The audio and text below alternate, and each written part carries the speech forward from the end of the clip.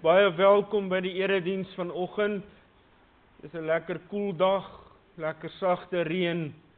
'n Dag waarop ons kon wakker word vanoggend en onmiddellik ervaar hoe die Here vir ons sorg en hoe hy ons seën. Ons gaan ons erediens begin, oudergewoonte met 'n toetrede lied, vonk 234, daarvan al 3 die verse.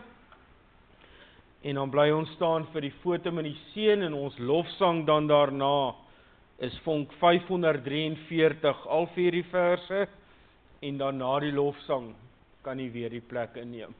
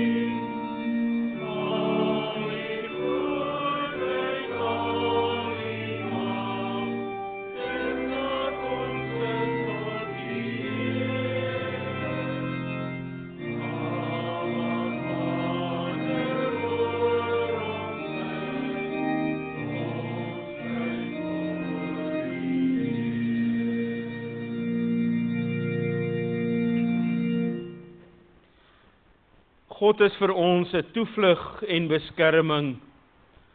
Hy was nog altyd bereid om te help in nood. Daarom hoef ons nie bang te wees nie. Al gee die aarde pad, al skuif die berge tot in die dieptes van die see, al druis en al skuim die waters van die see, al skud die berge deur sy onstuimigheid.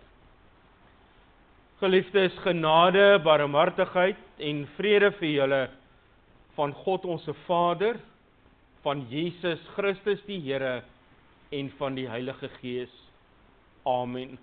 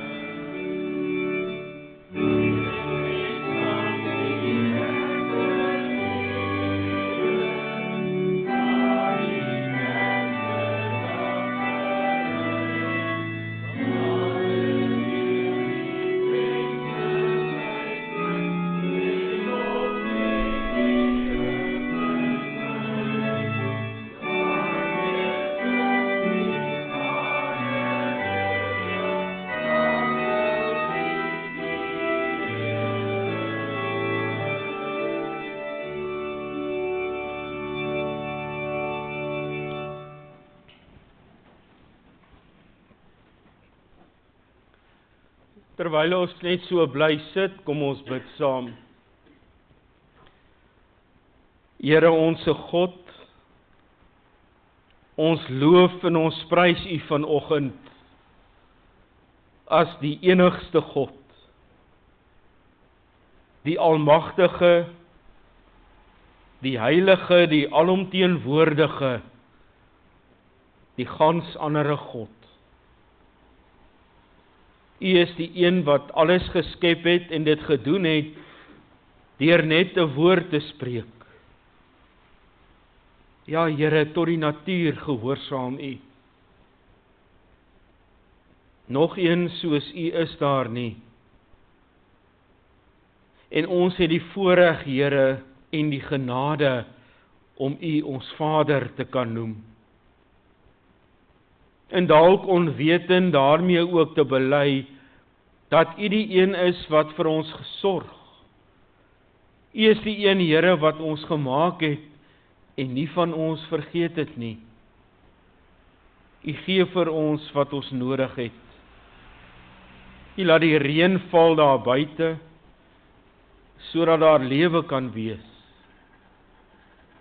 Maar Here, U laat ook hier die reën van U woord in ons harte laat val, sodat hier ook lewe in die geloof kan wees. Dankie dat U na ons omsien. Dankie dat U vir ons sorg. Dankie dat U 'n God is wat vir ons lief is en nie wil hê dat ons verlore moet gaan nie. Here, ons dink veral in hierdie tyd aan U liefde. 'n Liefde wat ons nie verstaan nie. 'n Liefde wat ons soms beskryf as 'n wrede liefde. Want dit is op grond van U liefde vir sondaar mense dat U U seun Jesus Christus aan die kruis laat sterf het.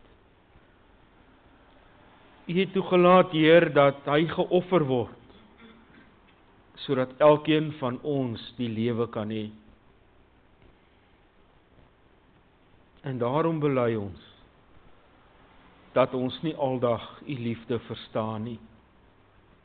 Maar ons het die troos, Here, dat dit ons is, ons wat sondaar mense is, wat baat by U liefde. Die liefde wat U onvoorwaardelik, in oorvloed en aanhoudend aan elkeen van ons gee. En ons pleit by U, Here, dat U ons ook so sal lei deur U Gees,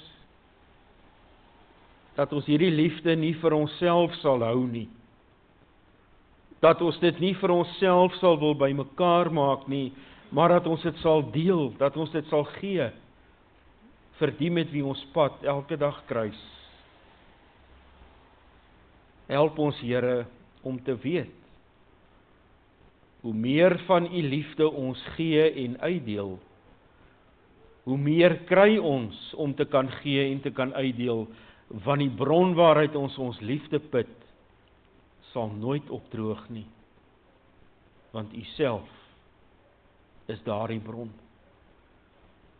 Here, ons dink ook aan hulle wat hartseer is, hulle wat die afgelope week geliefdes gegroet het,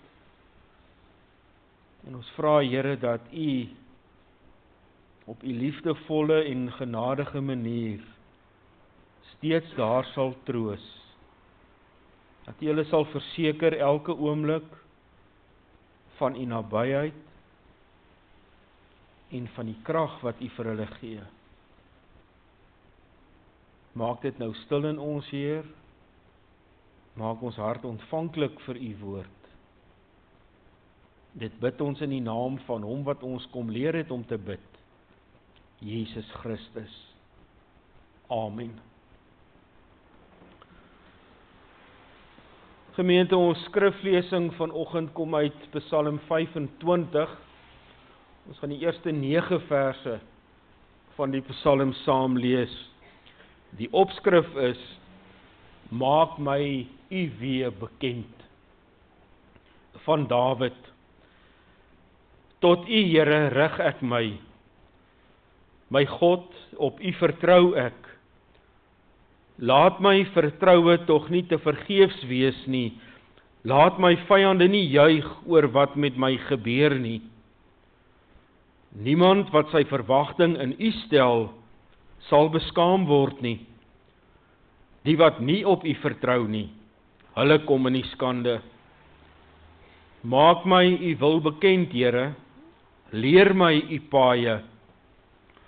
Laat U waarheid my lei en onderrig my daarin, want U is God, my redder. In U stel ek elke dag my verwagting. Dink aan die liefde en trou, Here, wat U van altyd af betoon het. Moet tog nie dink aan die sondes en oortredinge van my jeug nie. Dink aan my in U trou, Here, omdat U goed is. Die Here is goed en regverdig. Hy wys selfs vir sondaars die pad aan. Hy laat aan hulpeloses reg geskied en hy leer hulle sy pad. Ons lees net tot sover. Gelukkig is elkeen wat die woord van die Here hoor en ook elke oomblik daarvolgens leef. Kom ons sing saam, broers en susters, uit Gesang 257 en ons sing daarvan verse 1, 2 en 3.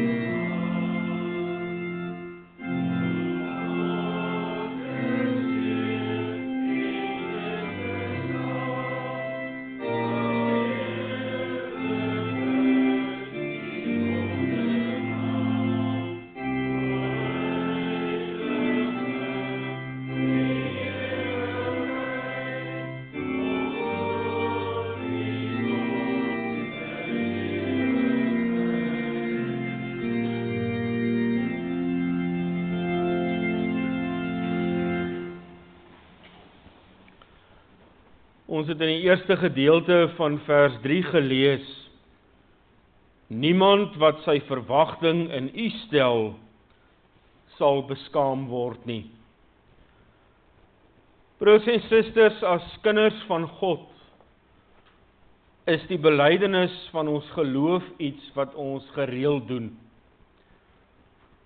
Om ons geloof te bely, beteken nie net om 'n belydenis op te sê, soos wat ons Sondag in die kerk doen nie. Natuurlik is dit ook deel van hoe ons geloof bely, en is dit belangrik dat ons dit wel sal doen. Maar daar is ook 'n ander manier van ons geloof bely. Ons doen dit dikwels onwetend.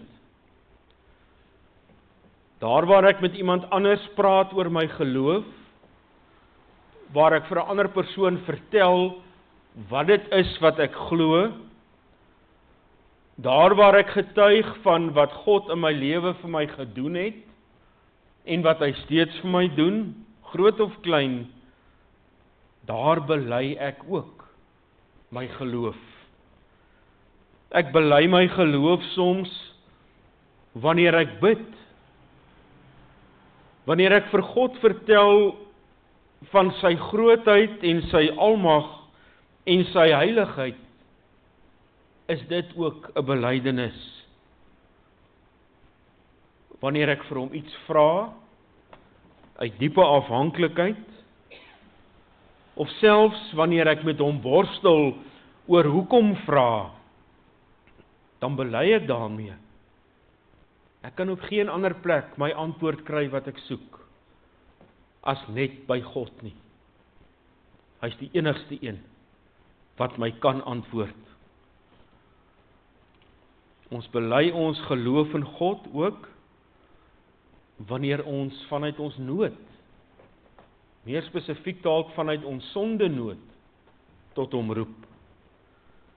Elke keer, wanneer ek met my nood na God toe gaan en vra, dat hy vir my uitkoms sal gee, bely ek ook my geloof, omdat ek in diepe afhanklikheid van hom erken en ook vra, dat hy die mag het, hy alleen, om te kan doen wat ek vra. Hy is die enigste een wat my kan help en red uit my nood. Hy is die enigste een wat dinge vir my beter kan maak.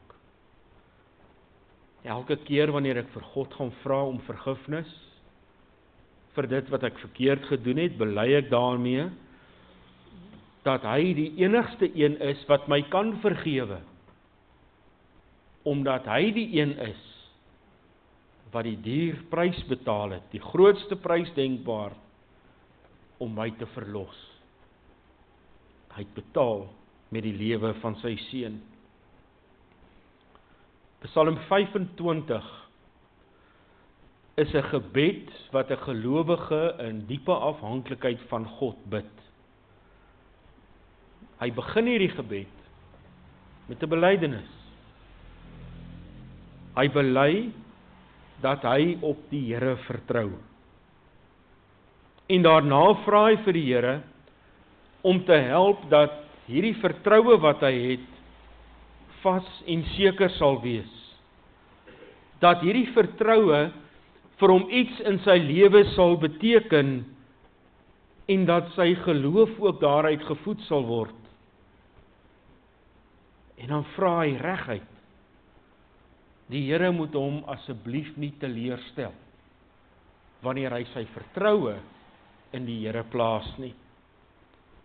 Hy gaan verder,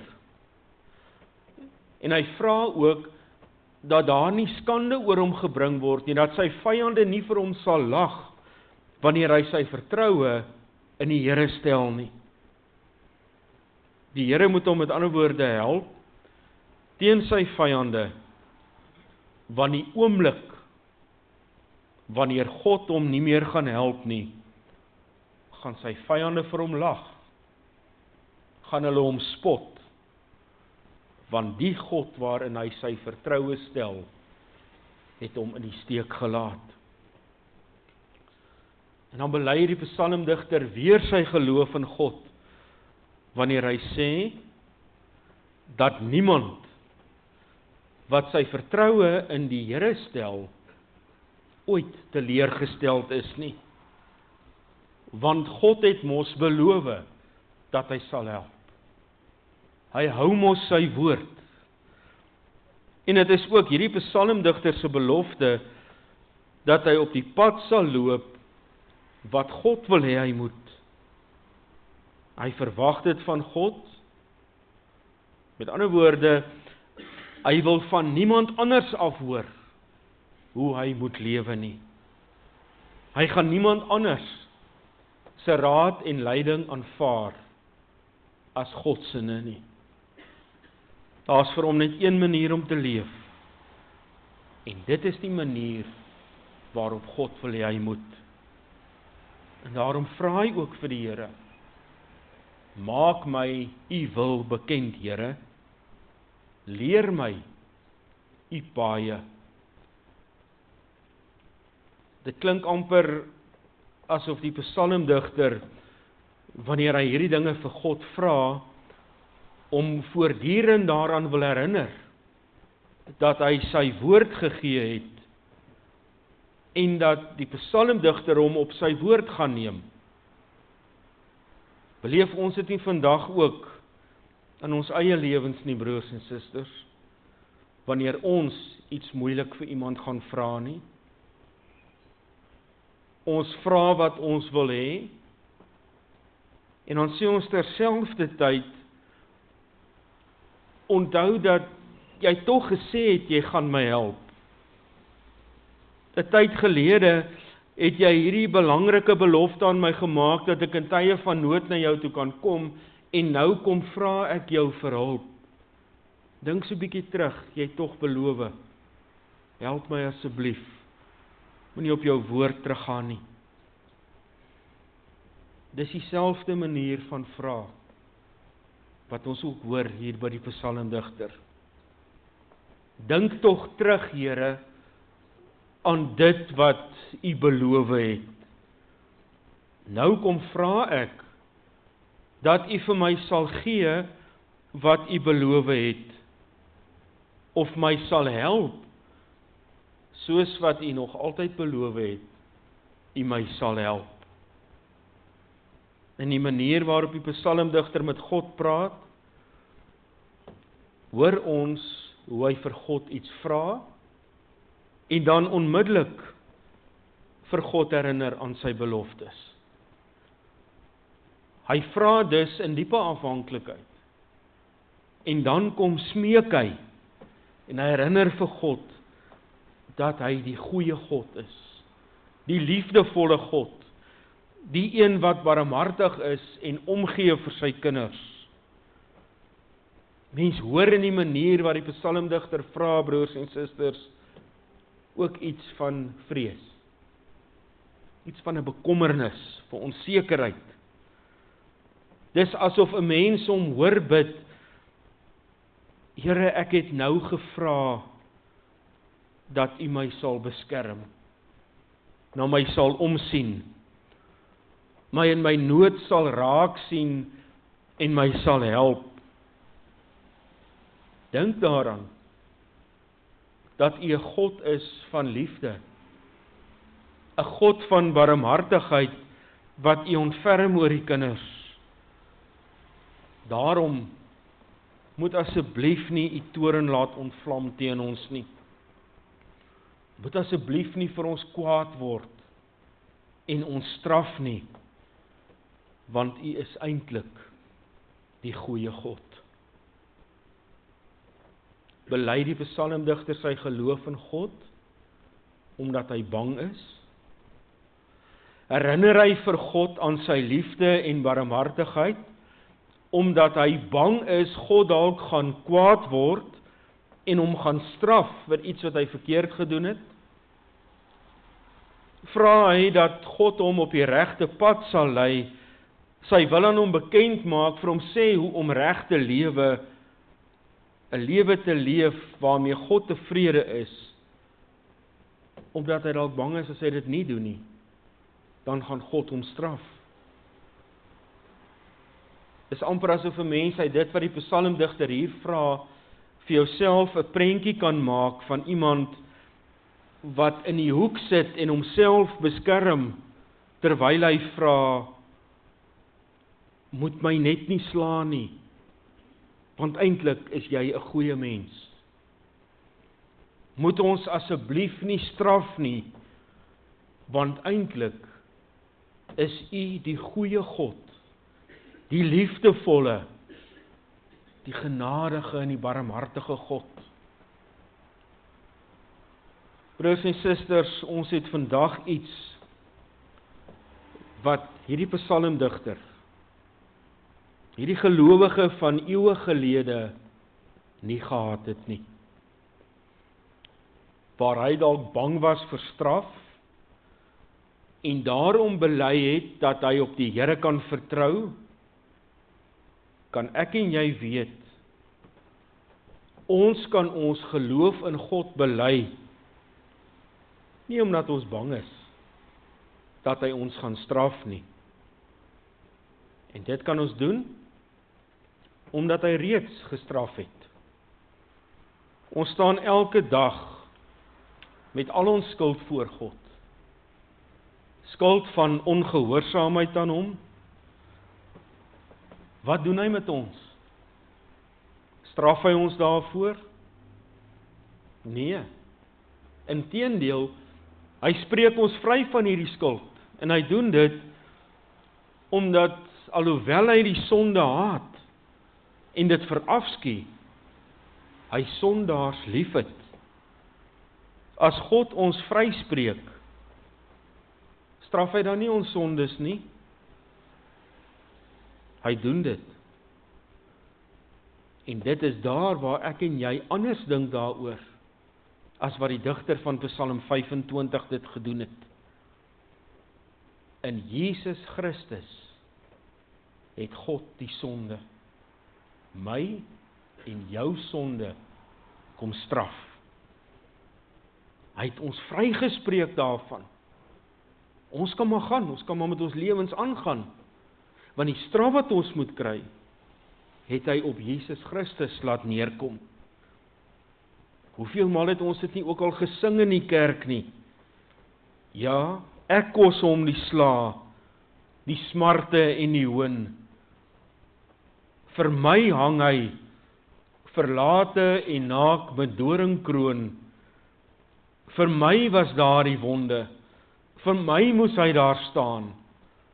Hy moes vir my, of hy moes vir al my sonde, die bittere kruisweg gaan.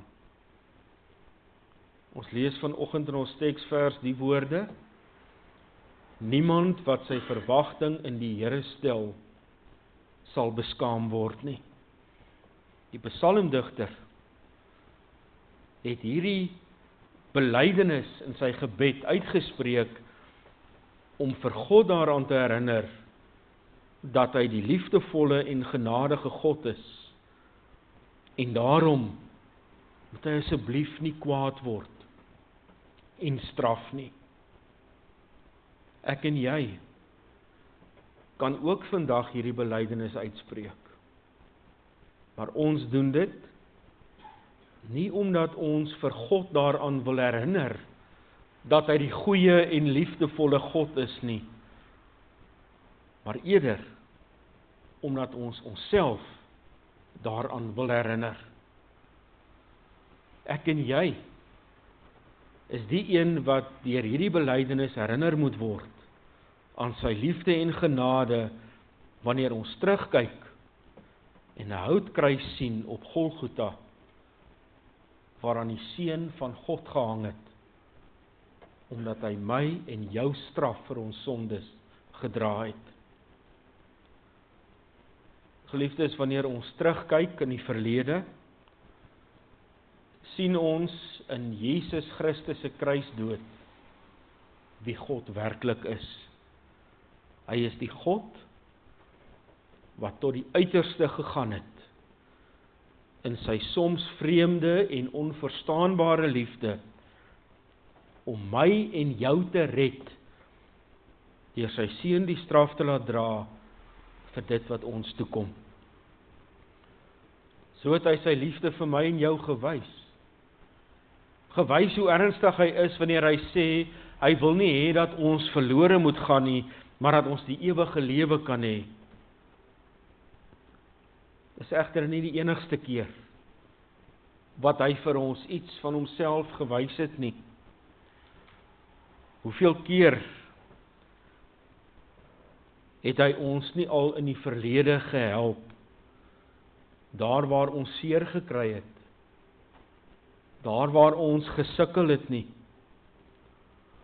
Hoeveel keer het hy nie al wanneer ons bekommerd was, nagte wakker gelê het, of dalk nou wakker lê in die nag, omdat ons bekommerd is oor finansies, of ons kinders, of ons ouers, nie ons noodroep gehoor, en ons geantwoord nie. Hoeveel keer het hy nie, weer eens op sy tyd en op sy manier, vir ons die pad kom wys, wanneer ons geen pad meer sien vorentoe nie. ek en jy, kan ons grootste nood aan die voete van ons hemelse Vader gaan neerlê en weet, hy sal ons ook in die toekoms help. Wanneer ons dit 'n diepe afhanklikheid van hom vra, kan ons terugkyk in die geskiedenis. En wanneer ons dan 'n lewelose liggaam sien hang aan 'n houtkruis op Golgotha, kan ons weet, God het ons oneindig lief. Hy het ons in die verlede gehelp, dat ons nie verlore sal gaan nie, en dat ons die ewige lewe kan kry. Hy sal ons ook in die toekoms help. Want die prys wat hy vir ons betaal het, toe hy sy seun aan die kruis laat hang het, laat sterf het, was net te groot. Hy het ons te duur gekoop, om sommer maar net van ons te vergeet. Wanneer ons geloof bely in ons gebed, deur net soos die digter van Psalm 25 te sê, dat ons op hom vertrou, kan ons weet, ons hoef dit nie te doen, om daardeur vir God te probeer oortuig, dat hy ons nie hoef te straf nie. Ons kan op so 'n manier bely, soos die digter van Psalm 25, omdat ons weet, hy in Jesus Christus se lyding en dood reeds gestraf het, en ek en jy is daardeur verlos. Onthou broers en susters, niemand wat sy vertroue in die Here stel, sal ooit teleurgestel staan nie. God het nog nooit opgehou om sy kinders te help nie. En hy sal dit doen vir altyd. Hy sal altyd help. Ons kan ons vertroue in hom stel en weet, hy sal ons nooit teleurstel nie. Amen.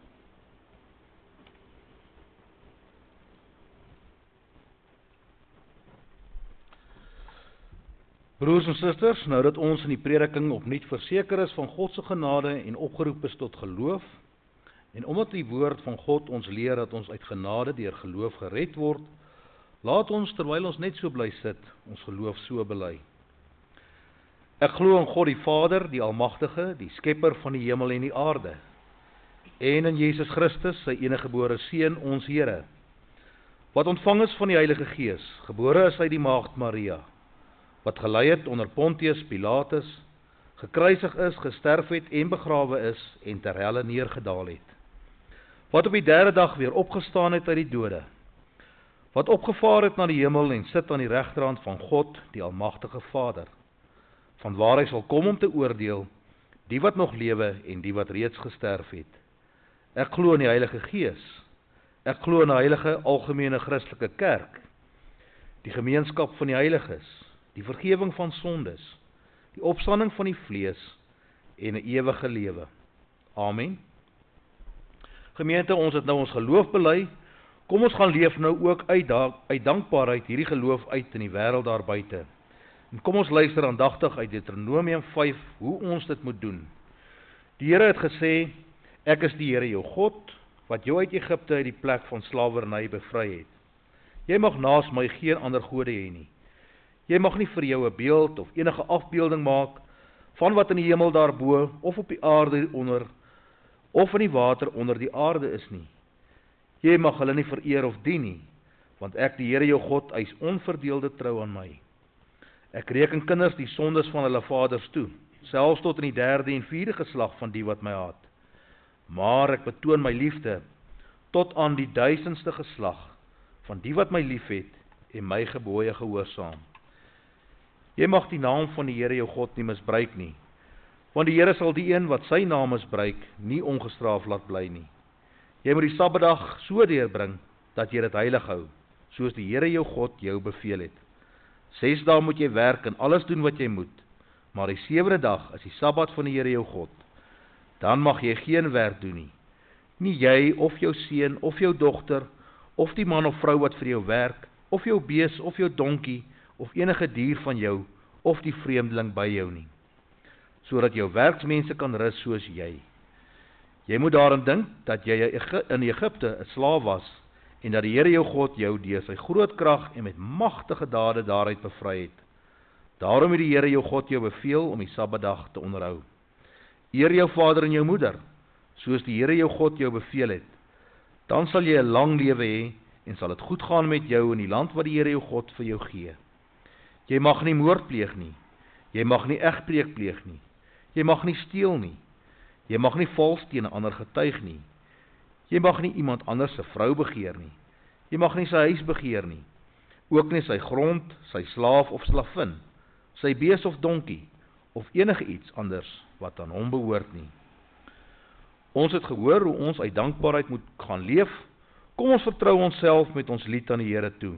En kom ons sing ten slotte en staande uit Gesang 388, verse 1 en 4, waarna ons bly staan vir die uitspreek van die seën.